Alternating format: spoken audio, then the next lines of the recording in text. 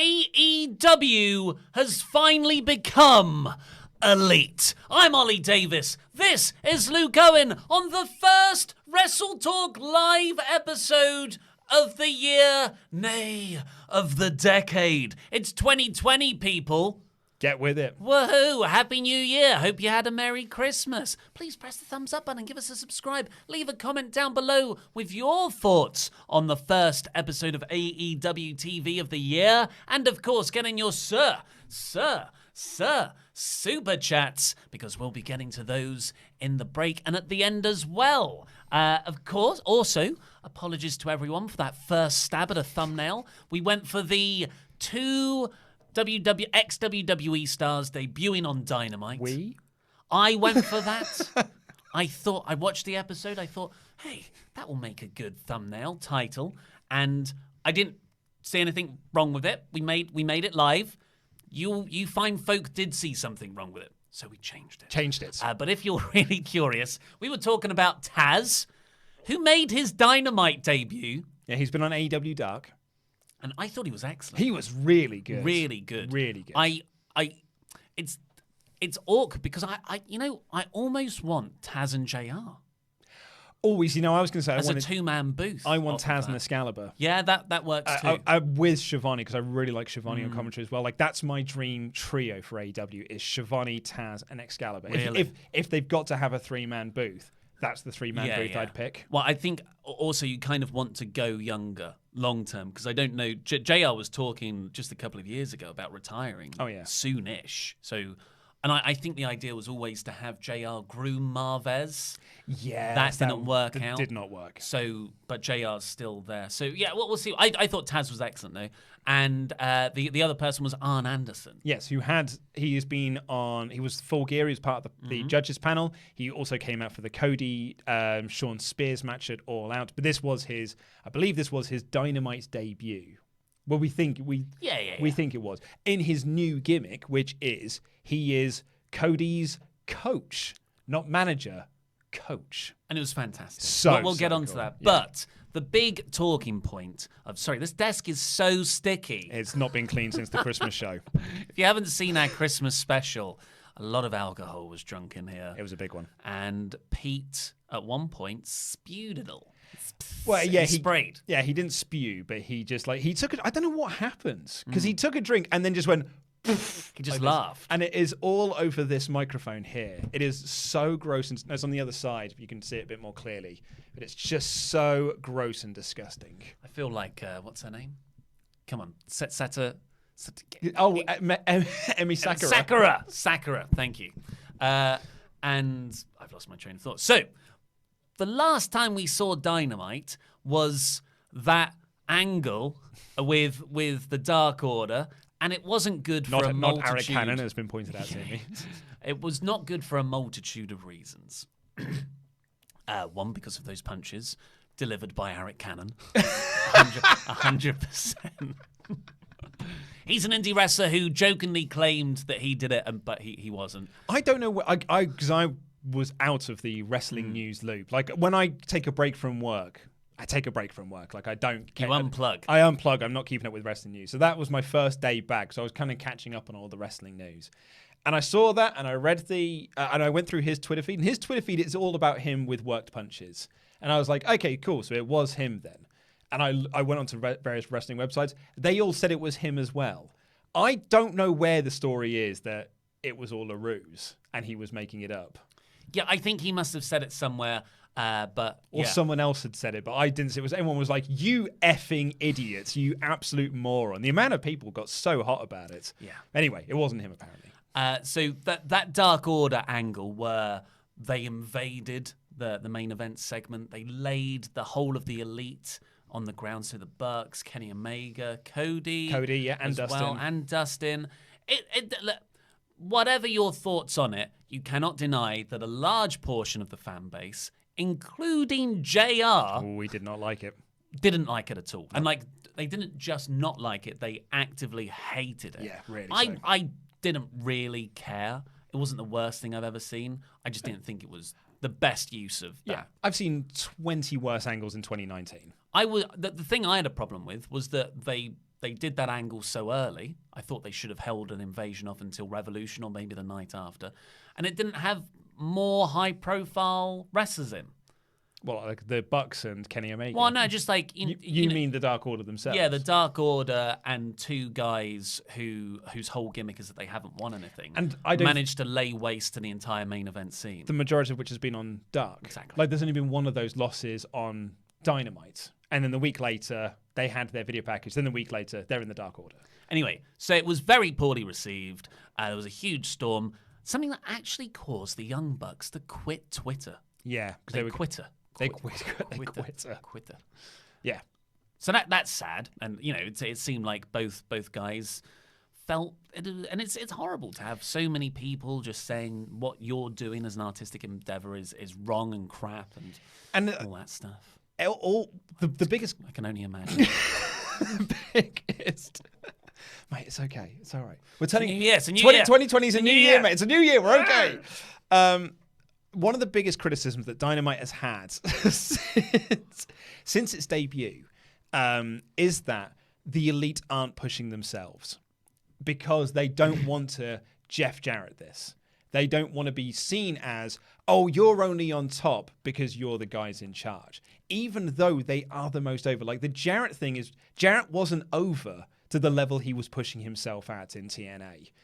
So, but the Bucks and Kenny Omega and Cody are way over and should be the main event scene. But they want to be like, no, we don't want to be the main event. So instead, I'm going to lose to Jericho and I'm never going to challenge for the title again because I don't want to be in the world title picture. The Bucks are like, no, we're going to get knocked out in the first round of the tag title tournament.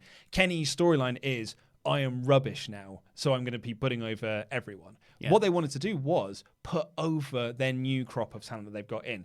Give Private Party a platform on a national stage and be like, yeah, they went toe-to-toe with the Bucks and beat them. They want to put over Pac. They want to put over the Lucha Brothers. They want to put over Hangman Page, Darby Allin, Sammy MJF. Guevara.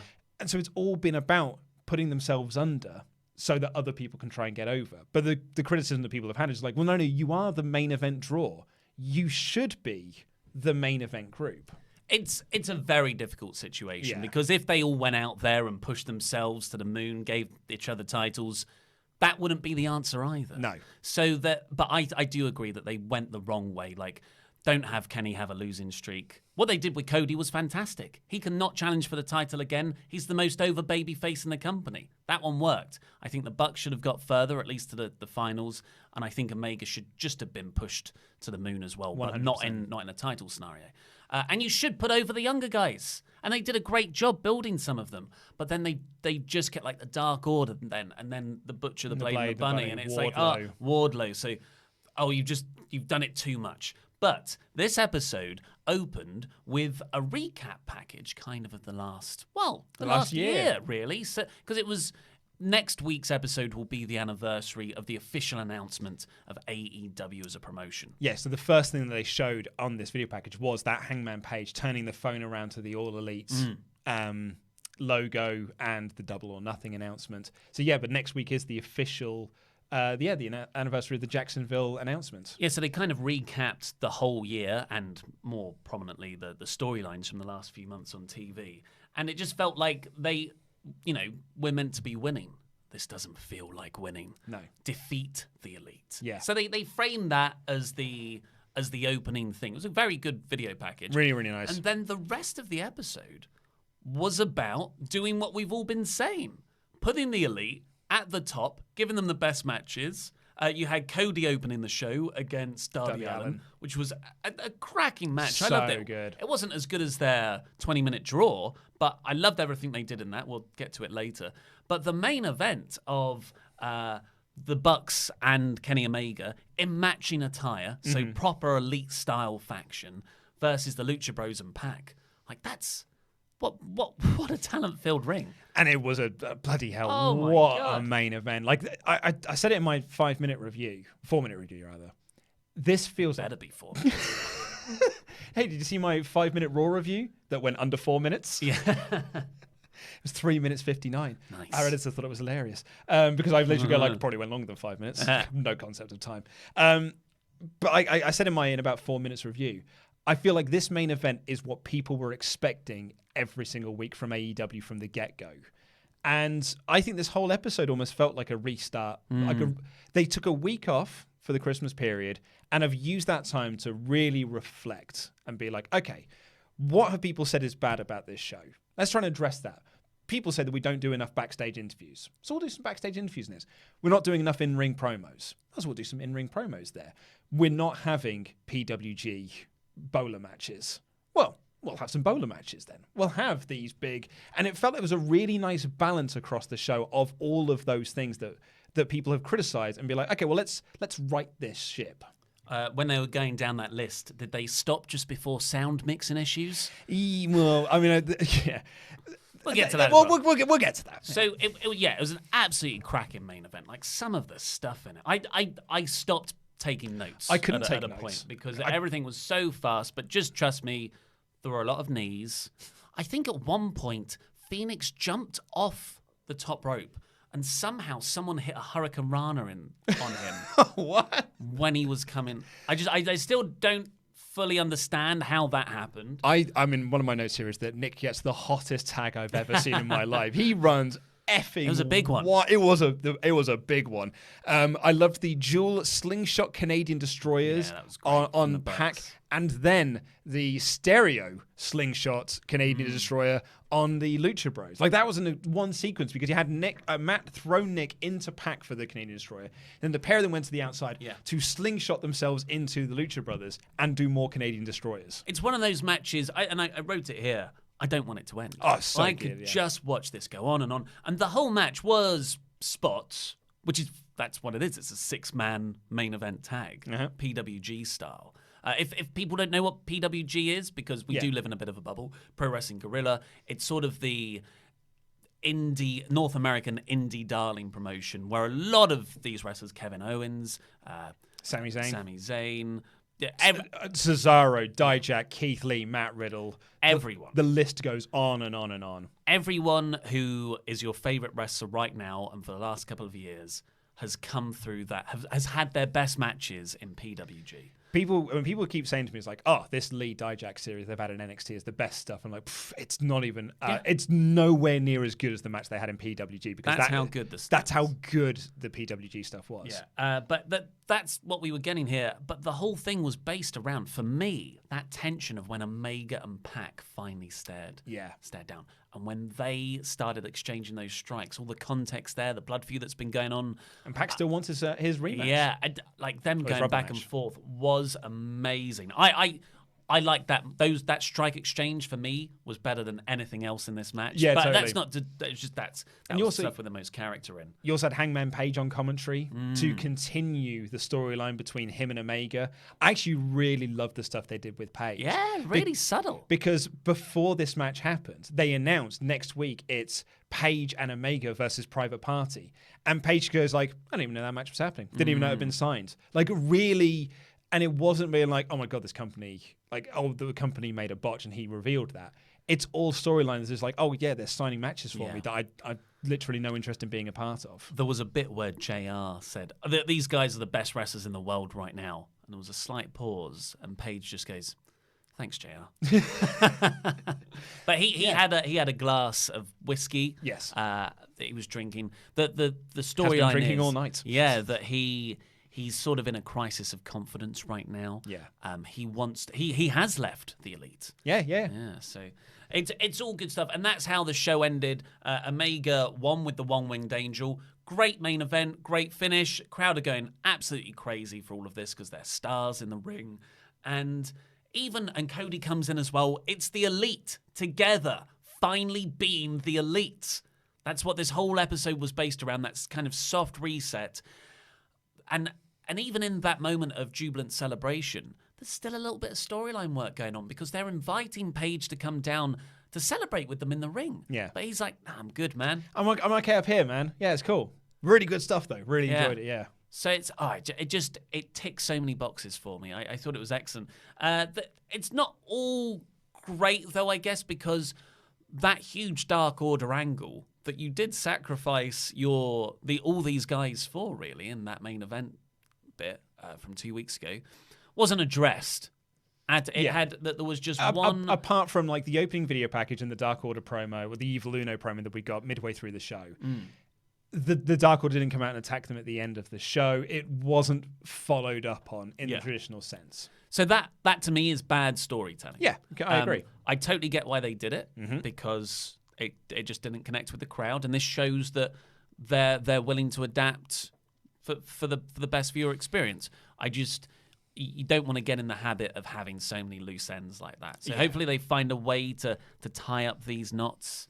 I was thinking about this sort of like reset button. I was kind of wondering if I was just thinking about this earlier, that I'd imagine over this last 2-week period where they haven't had TV, or they've been building up to this new episode of TV, that Cody's been on the phone with Meltzer. Back in the day, that's what promoters used to do. Like Dusty would be on the phone with him. And Khan probably. Yeah, Khan. Long time subscriber. Vince used to be on the phone with Meltzer. Bischoff used to be. Cornette. All of these sort of like promoters from back in the day would always be on the phone with Meltzer. Not to get like, oh my God, Meltzer, you're the king of knowledge. Tell me what we're doing wrong.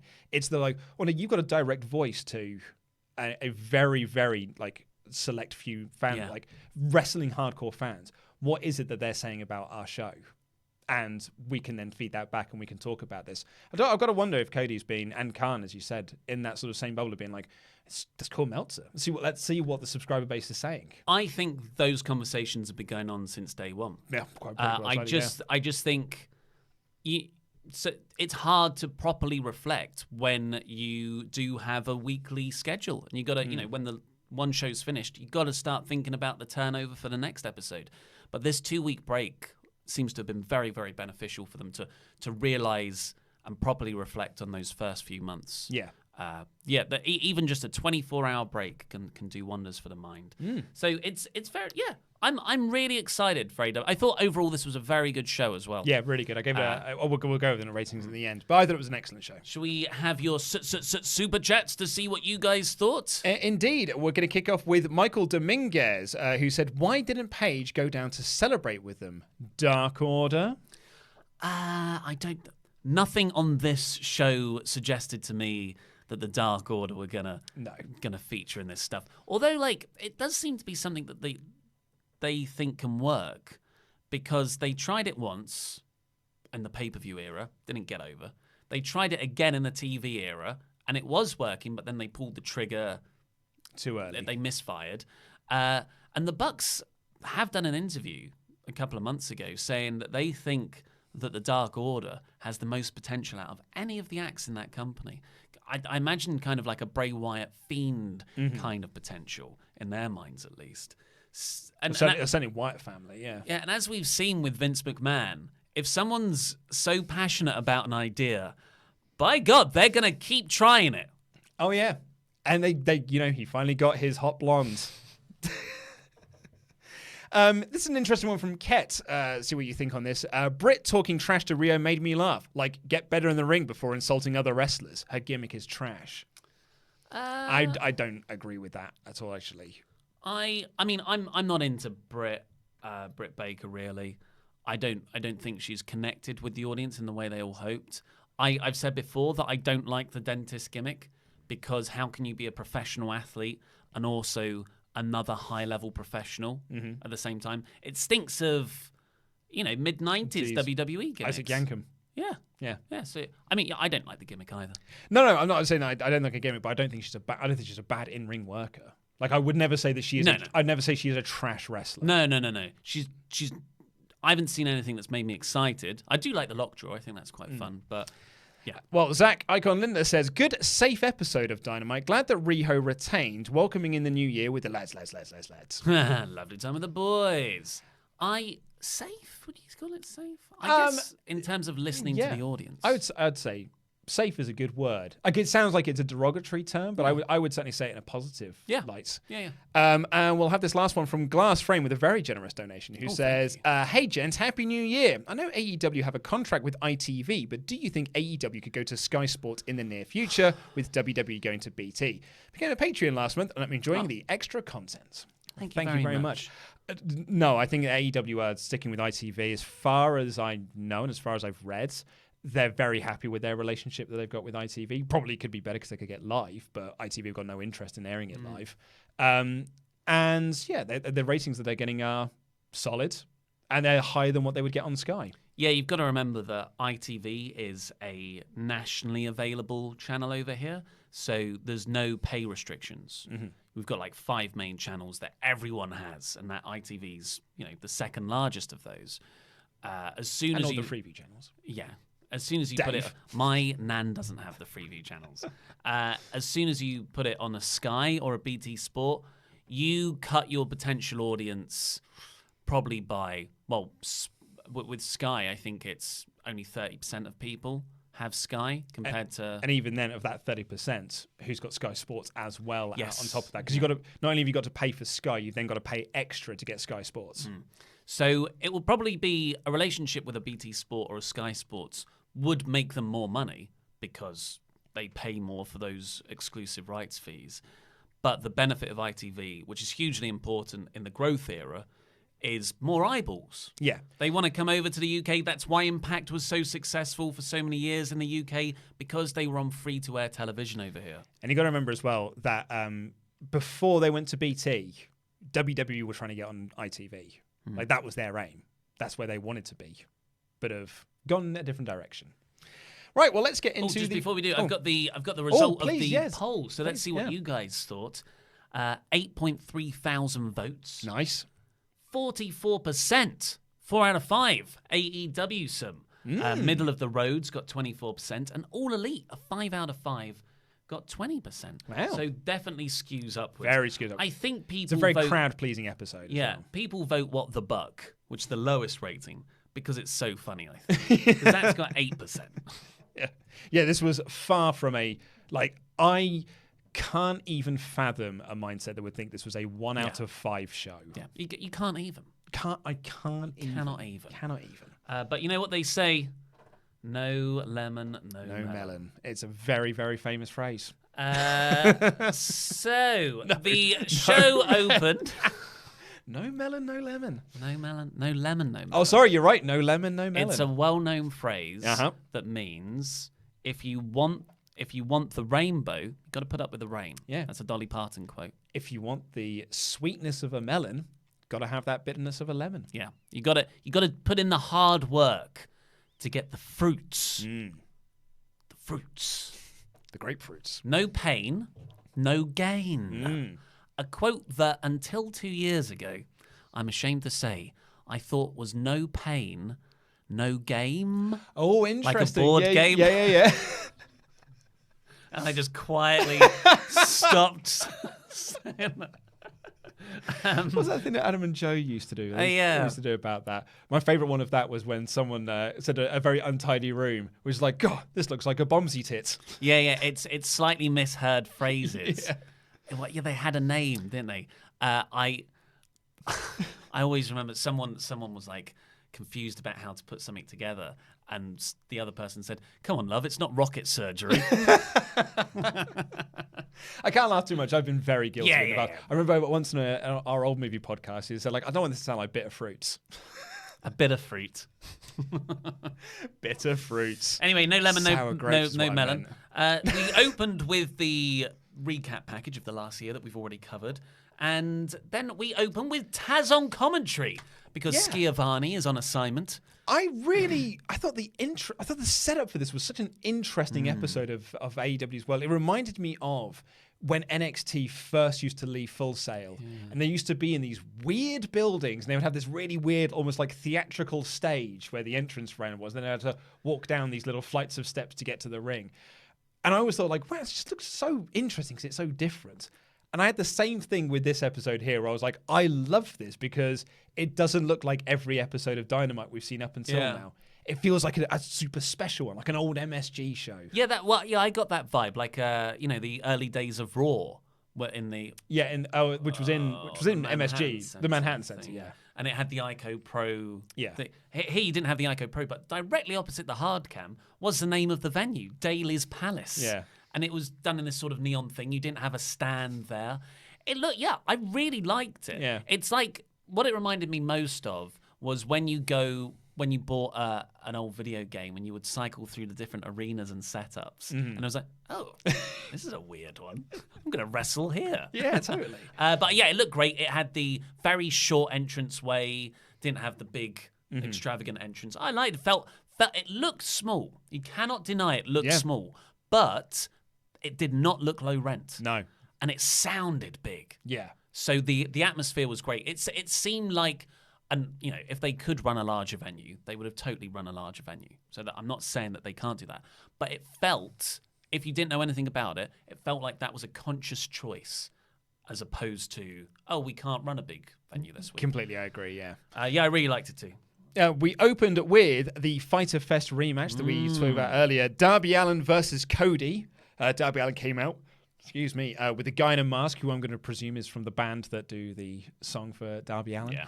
They probably said and I missed it. And then Cody comes out with his new enforcer, if you will, Double A, Arn Anderson, playing this new coach role. And they're calling him the head coach of the Nightmare Family. And I loved this match. But low-key, my favourite moment was towards the start of the match when Cody and Allin had this sort of like feeling out process and did a lot of sort of moves. And Cody just goes across to the ropes. And Arn Anderson is giving him advice, but puts a piece of paper in front of his mouth so that Allin and the cameras can't see the advice that he's giving him. It's the tiniest detail, but we see it time and time again with Cody. It's those tiny details that enhance him so much more. Just like the wrapping the scarf. I always think this is one of the best things in wrestling last year. Wrapping the scarf around his hand to punch through to the inner circle. And this was similar. It's just so well thought out. I would never have thought of this in a million years. And he does it, and I'm just like, But I think my only criticism I would have against it is that it almost feels like it's too soon to be doing this for Cody. Like it needs to be Wardlow was an issue, so he's brought out his own enforcer. But really, like this doesn't feel like this was like there was no storyline reason for Arn to be there other than we've just now decided that Arn is the coach. Yeah, it was a bit, again, it's soft reset kind of. Yeah. Oh, we didn't even talk about actually another thing that's been reset is the win-loss records. Yes, yeah. So I think they're reset next week. Yeah, it's like the official reset. But I would have, I guess, for a storyline justification, which this definitely did lack, you want to have Cody on a bit more of a losing streak, or just egg up a bit more the whole thing where he hasn't got anyone around him anymore. Yeah, that's exactly it. Yeah, but that's undermined by him celebrating with everyone at the end. So the way to get here has been clumsy, but it's a dynamite act. Very nice. It's also worth pointing out as well is that while win-loss records have been reset, or I think they are being reset next week, lifetime still counts. So the way they've said it is that the results you've got at the moment will continue into next year. Good. But your 2020 is going to be 0-0. That's nice. So you're going to have lifetime and year records. I think that's the way to do it. Otherwise, they become a hindrance as opposed to something you can genuinely use to tell stories. Yeah. But this was a terrific match. Like these two, it's weird because they've had two matches in AEW. But it feels like they've had 20,000 matches, and it's like, oh, these two know each other so well. In a good way, not a Dolph Ziggler, Kofi Kingston way. Exactly. Well, I was going to say a Charlotte Natalia way. Yeah, that one. Which we got on Raw, remarkably. They work together so well. You're like, God, these two know each other like the back of their hands. Like, it is just incredible watching them do their series of reversals, their series of near falls. Their sequences were just absolutely terrific. I'd love to see how Cody puts a match together backstage these days, because there's so much detail that goes into these things. That it was pretty much based around Darby working over Cody's shoulder. Yeah. And it's difficult because you've got a babyface versus babyface match. And Darby at one point exposed the top turnbuckle. Looks like he's going to cheat. The crowd booed him. Yeah. That's how over Cody is as a babyface. Oh, yeah. But it was really well worked. A really nice story. Just super, super solid stuff. Love this. Everyone looks better than when they entered it. Yeah. I love the callback to the Fighter Fest match when Allen's setting up to hit the coffin drop. Cody rolls to the apron. And Allin hits the coffin drop. Only this time he actually does manage to hit it. And I thought that was a really nice callback. But I particularly loved the finish of this match. Because Cody's down. Allin gets up for the coffin drop. Arn gets up onto the apron, not to interfere, but yells at Cody, knees up. And so Cody, hearing that, gets the knees up because he knows that something's coming. and he hits Alan like on his knees from the coffin drop, and then rolls him up to get the win. Yeah. It was all down to Arn. There's so much about that works. Darby wasn't distracted because he had his back to him by the very nature of the coffin drop. The referee wasn't looking at Arn. This was not heel interference, but this was a coach. Yeah, he was up on the apron. Yeah, it's so well thought out. Yeah, and yet just shortly before that, Darby had also kicked out of a sick crossroads. Oh, it was great, yeah. Like, I think that's the second best crossroads I've ever seen, behind the way Seth Rollins used to take it. Yeah. Really, really good stuff. Really great stuff. Then backstage, we got SCU telling an interviewer, what's her name? Jen Decker, sorry. She was dressed up for prom. Yeah, it was a very, very fancy affair, apparently. But she was talking about how Sky would then say that the Dark Order wants to step up to them, but no one really likes spooky perverts. Which I thought was a funny line. And then Sammy Guevara walks up to kind of make fun of you, say, hey, you got a championship. You got a championship, in reference to Sky and Kazarian. But Christopher Daniels, you've got nothing. In fact, you haven't even got it anymore. So that set up a match for next week. It's Christopher Daniels versus Sammy to show that Christopher Daniels has still got it. And that follows on from that Penta match that he was injured, kayfabe injured, of course. I'm interested at where Daniels is going, because he's another master storyteller. Yeah. So this is going to have a payoff, and you've got to think. Fallen Angel. And some great stuff at the end as well. Sammy's vlogging everything. Daniels, just before he walks off, licks his thumb and smudges the screen. Sammy's like, oh, this was a Christmas present. And he tries to wipe it on Decker's dress. So good. Yeah, he's great. Up next, we had a fatal four-way for the AEW Women's Championship. This was supposed to be Riho versus Chris Statlander, which was set up on the final episode of AEW Dynamite in 2019. But she was double booked for Bar Wrestling, I believe, a match with Giselle Shaw.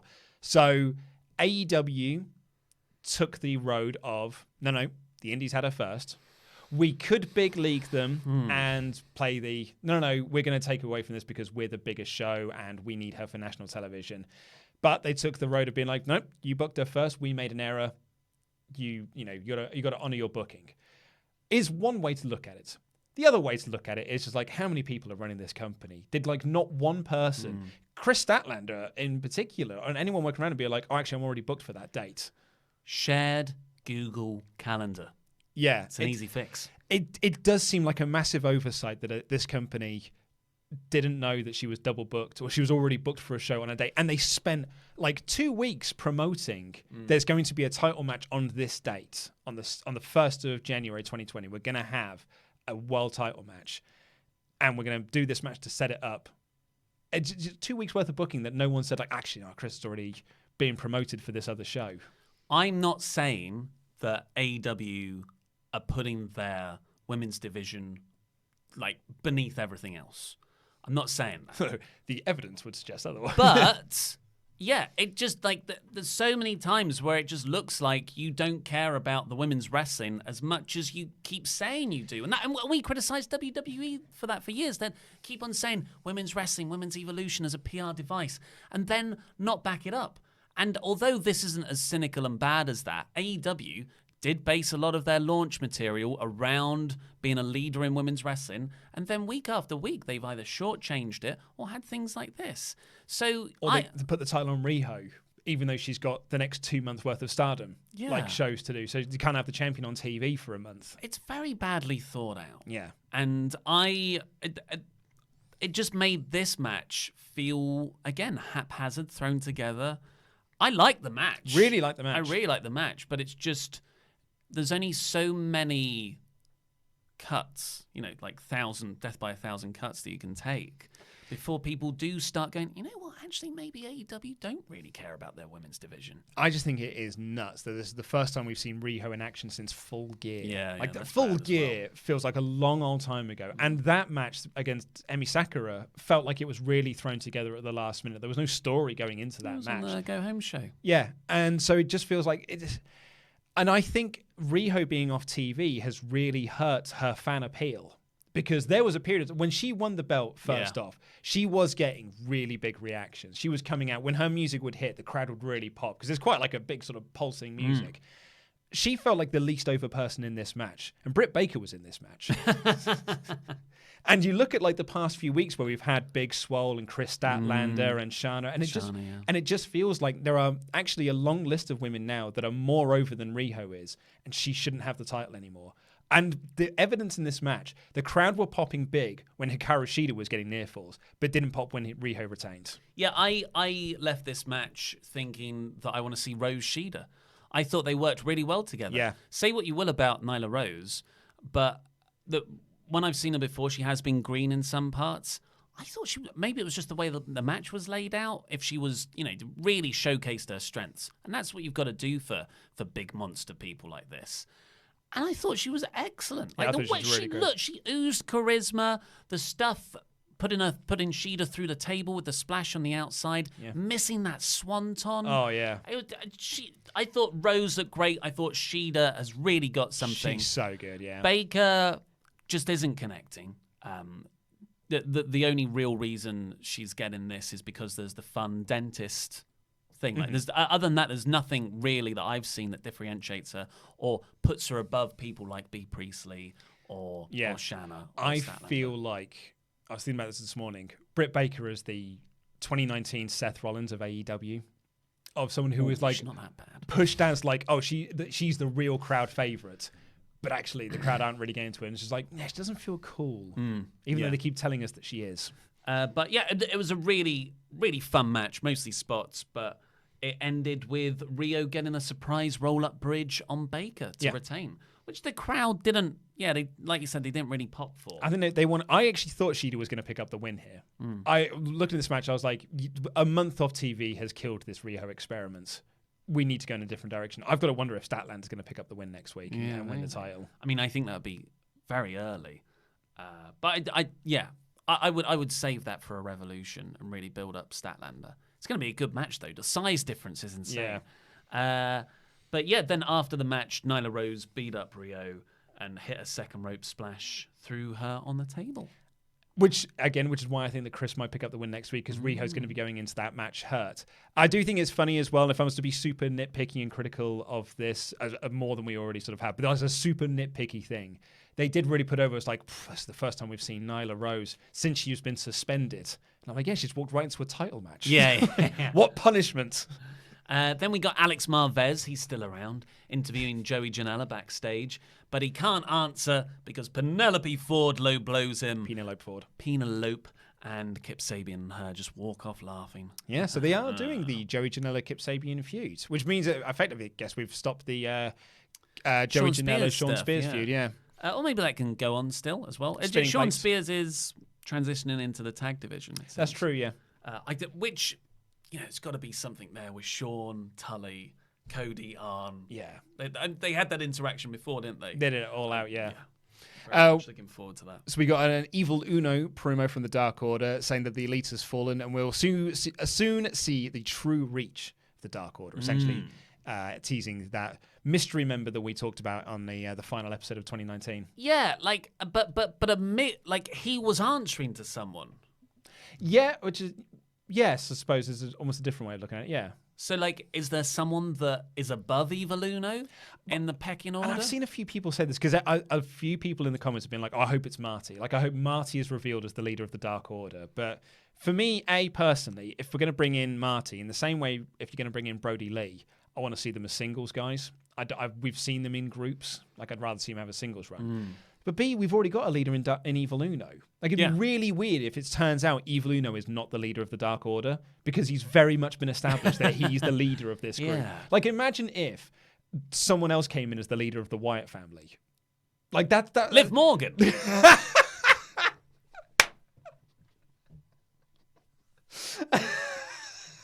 I mean, it completely makes sense. Yeah. It just makes sense. I mean, they've set it up for so long. Oh, you dick. Right, up next we had Trent Beretta, or just Trent, versus Gian Moxley. Crowd was super hot for Mox.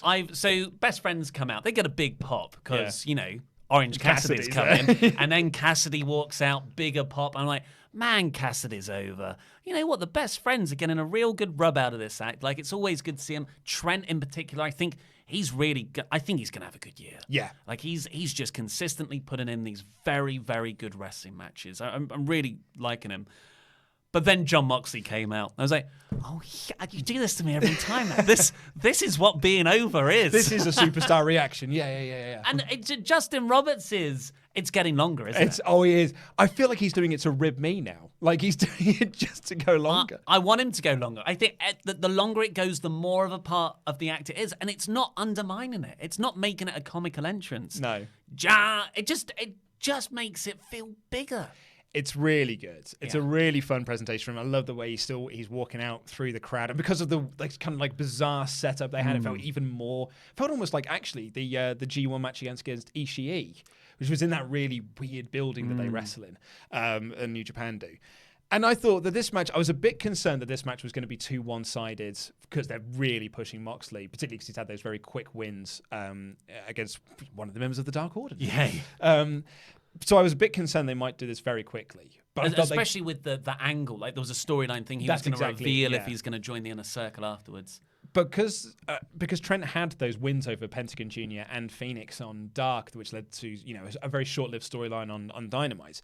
I was a bit concerned for Trent, but it was a very back-and-forth match, and it really, really put over Trent in defeat. I thought Trent was excellent here. Yeah. And Moxley continues to prove to me. I thought I just assumed I was a fan of Moxley's character as opposed to his in-ring wrestling, because Ambrose never really excited me in the ring either. I'm wrong. Like, he's so good in and out of the ring, and he made Trent look amazing. Trent made Trent look amazing, and Moxley didn't lose anything for it. It was a really solid match, and any other week I would say actually this was my low-key sleeper hit match, but every match on this show was excellent. Yeah, particularly loved Orange Cassidy getting in the ring. Crowd pop massively for the hands in the pockets. Moxley just looks at this, does it himself. The crowd go even more bonkers for it. And I'm like, I actually would really like to see Moxley Cassidy. I know, right? Also, this was the first spot of the match. It was like a little exchange thing. Trent goes for a shoulder tackle, and Moxley didn't bump for it. He just went back. That sort of... Yeah, that shimmy he does. He's so cool.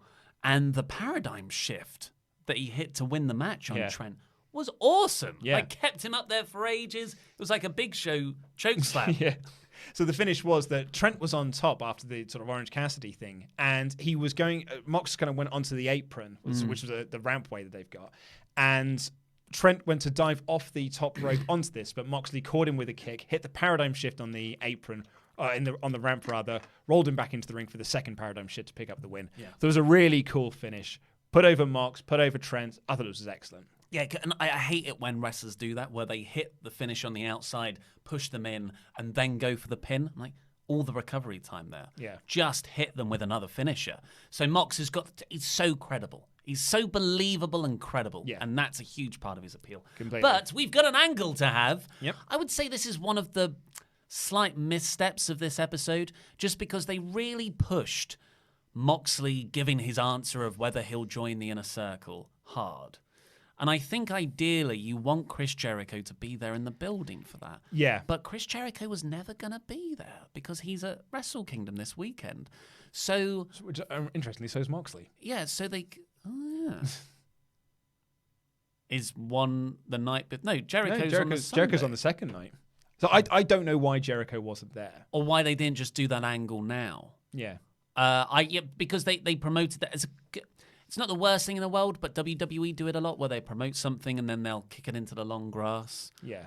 It was that caught me by surprise that they didn't pay off on it, because Moxley, after Jericho appears on the screen, offers him 49% of the Inner Circle. Yeah, like a wonderful. He just needs that controlling stake. Yeah, and like they've all pitched in to buy him this lovely car, which has got a Mox name license plate on it, which the crowd popped big for because it was Florida plates. Mm-hmm. Well, it was outside the Jaguars Stadium. Yeah, so I thought it was there's a lot of nice touches in this, but Moxley says I've always considered Jericho a friend and a mentor, so out of respect, I'll tell Jericho in person next week if I accept his offer or not, which the crowd booed. Yeah, because everyone was expecting the answer now. Yeah, and. I know I just spent ages talking about how good Moxley is and how believable he was. The line he gave and the way he delivered it entered plug mode. and you don't want Moxley to be the line was effectively, and it was as transparent as this. Out of respect for Jericho, I'll deliver the answer face to face on next week's Dynamite. The whole world will find out live on Dynamite next week. Really hammering home. It's next week. And good. Make people excited about the next episode. Get your commentators to do that. Yeah. Don't retrofit that dialogue into Moxley's voice because it will just come across as hokey. And he delivered it badly. He didn't deliver it like he believed it. So I didn't think that was good. And the crowd booed. Yeah, the crowd do boo because they had been told when they got their tickets we were going to get the answer this week, on the Jacksonville show. As part of this all, though, Sammy Guevara had walked through the crowd to set up the offer, and we're unsure. He stayed in there. We're unsure, but we think we know who had the sign because we had an email from someone who said they were going to be in that almost in the front row area, if not by by the entranceway, and they were going to take a support WrestleTalk sign. Someone had a sign with our branding on it that said support Wrestling Talk, which really made me laugh because Sammy was in the ring. So I just thought it was a really nice, a very fun in joke for everyone who watches this channel to get. So we think we know who that was. We think it was Nate Drop Surname, but it might have been someone else. Yeah, correct us if we're wrong. But Please. Thank you, Nate Drop Surname, if it was you. Yeah. Or thank you, whoever else it was, if it was you. Whoever it was, thank you so much. But Sammy stayed in the ring, Guevara. He didn't have a physical altercation with Moxley because he's got a match with Dustin Rhodes after, sort of a blood feud thing going on there. Brilliantly, through that ad break, which is shrink screen, remember, Sammy stayed on screen doing a sort of Bob Dylan here's a load of placards. You can read you can read my promo. It's hilarious. You went Bob Dylan. I went Love Actually. Yeah, that works as well. Because they did it on the. I feel like this is Sammy's new gimmick now because he also did this on the final episode of 2019 when he was standing next, before Jericho was doing his promo of a Jungle Boy. He was doing the Love Actually placards during the shrink screen. So is that then? Tell people. So I wonder if that is his new deal. He at one point he asked for Victoria Justice's sister to hit him up on Instagram, and he put his Instagram details. And, I had to do it because we're professionals here. I had to Google who that was. I have no idea. Who is Victoria Justice? So Victoria Justice is some kind of actress, I think. I think she used to be on a Disney show, but Victoria Justice's sister is just as pretty. I'm assuming she has a name. I don't know. I literally typed in Victoria Justice's sister. Victoria Davis, which is a bit of a Freudian me. blowjob there. Sorry, Mum. But then we came back straight into Dustin versus Sammy. Hey, how does he keep doing it? Dustin Rhodes is amazing. You realize how good Dustin is because Cody does the snap power slam, and it's good. But then you see Dustin do it, you're like, that's how it's done. Yeah. His snap power slam is so crisp. It's all in the sexy hips. It's just a faultless bit of wrestling. And this was, I described it in my review, solid professional wrestling. Oh, yeah, and because Dustin Rhodes is that sort of old school guy who really, really invests in the believability and, working punches properly, making sure You just did a Canadian Destroyer on the apron for a near fall. Yeah, for a setup move. Look, it's 2020, and I'm sure a lot of you kids these days, you Gen Zers, just think it's a transitional move. I'm not there yet. The Canadian Destroyer is a finisher, especially if it's on the apron. All right, Jim Cornette. I know, Is it old man yells at clouds? You're going to be angry about those two young kids as well who had that, who had a fun wrestling match that apparently everyone had a fit over. Don't get me started. so anyway, I've written peak indie. Damn indie promotion. Dustin went for the Shattered Dreams, which is a low blow. It's an illegal move. The referee stopped it from happening, but Hager was down at ringside, distracting him. So Hager ran in, hit the low blow, and Sammy got the win. Ironically, hit him with a low blow because that's what Dustin was going to do to Sammy. I thought it was a nice bit of symmetry there. Yeah, and to allow Sammy to get the win. So that continues the Hager-Dustin feud. They were really putting over that Hager was the man that broke his arm. Yeah. So, which is, I thought that's always been the feud. Weirdly, they've kind of diverted away from that. Yeah, it's weird that they have, we got a private party interview in the hotel bar where Hangman Page was as the bartender. He's drinking. He is drinking. He's been drinking all night. He said he can beat both their asses. Yeah. They said they were worried about him, but that set up the match for next week. Yes. Then we got MJF coming out for a promo. They recapped Full Gear and the heel turn. The ball kick heard around the world. I like the sign that said MJF only tips 5%. And MJFP's sitting down. But I will. I'm actually going to say that MJF only tipping 5% is a good thing because restaurants should just pay their staff more. Don't expect me to pay your staff. Yeah. I'm really into NAF signs right now. And these were two very good ones. I love the line he said, if your hands weren't shoved up your asses so much, you'd see S-word clearly. Yeah. I mean, MJF is a great promo, surprise, surprise, but he was out there with Wardlow to give 3 stipulations, which is when he'll finally face Cody. First, you cannot touch me. Yeah. So up until now in Revolution. It's a nice way to keep them apart.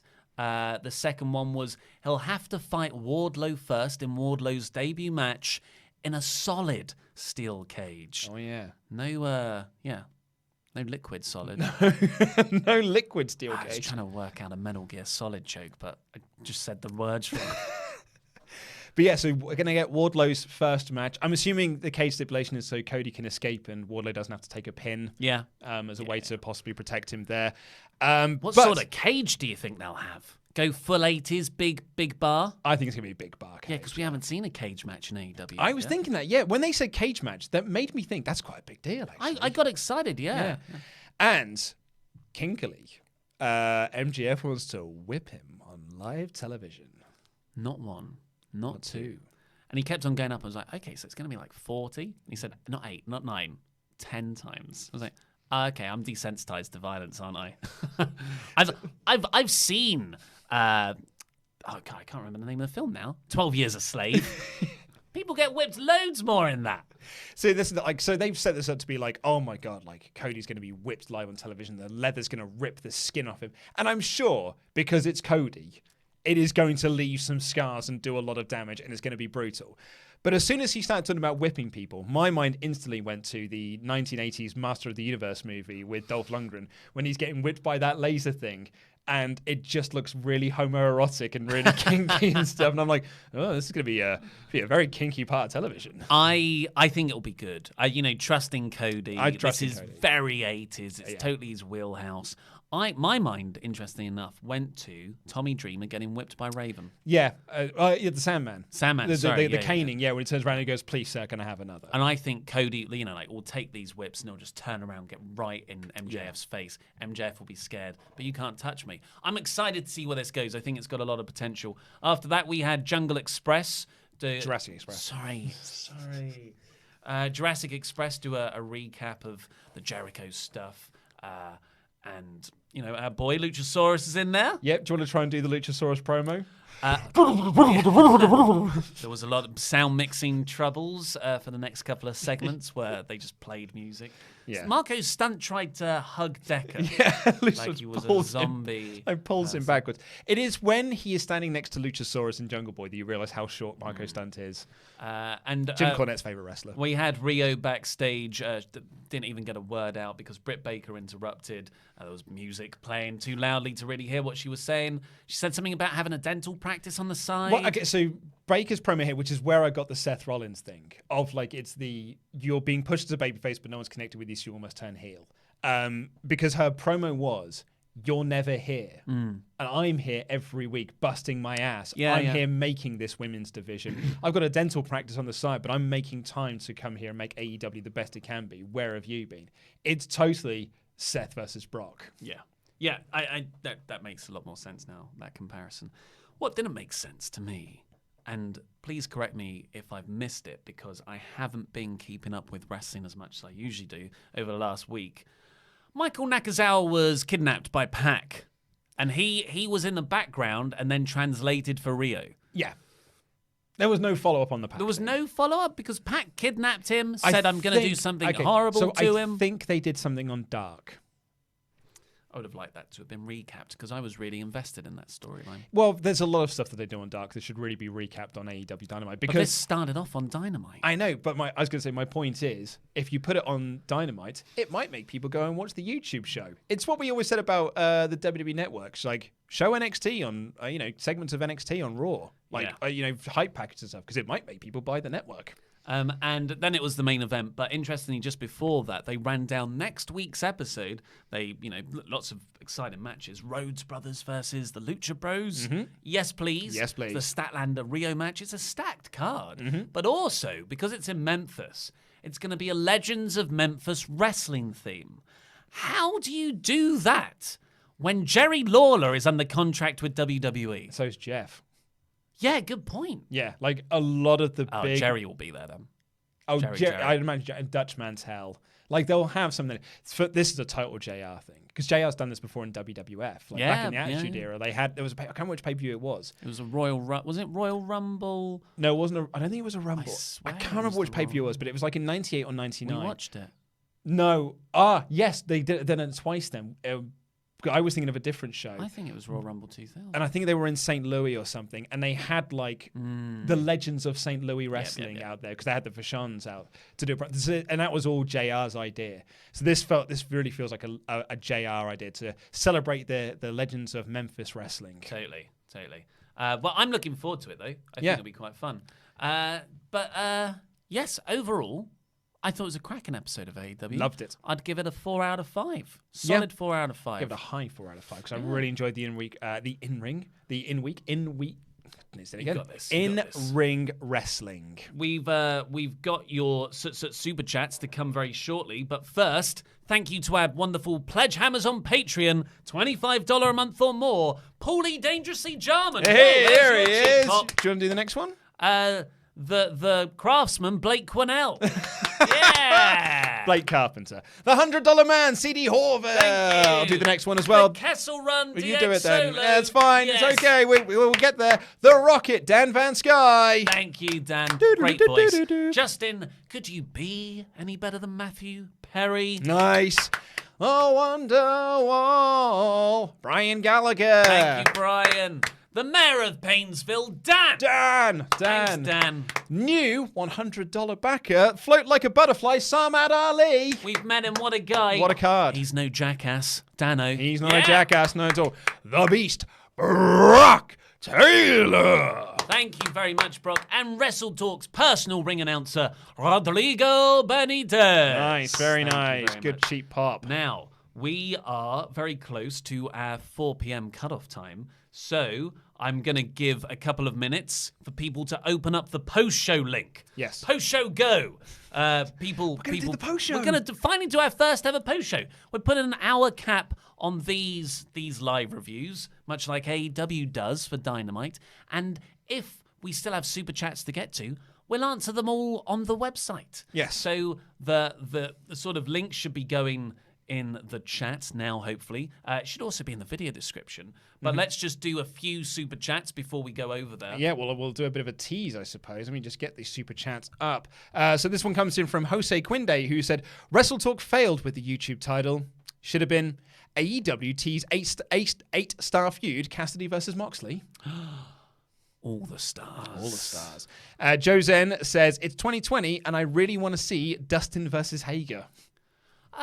Yeah, I mean that is amazing because it felt so 2008 SmackDown, didn't it? At one point, but yeah, it's amazing that we haven't had Hager have a match yet. I think that shows a mark of restraint. We'll have one last one on this broadcast from Phoenix, who says, pretty sure JR said the F word on the live mic in the fight broadcast during the TV ad break, not realizing he was still mic'd up. Surely he knows by now that the whole show is broadcast live.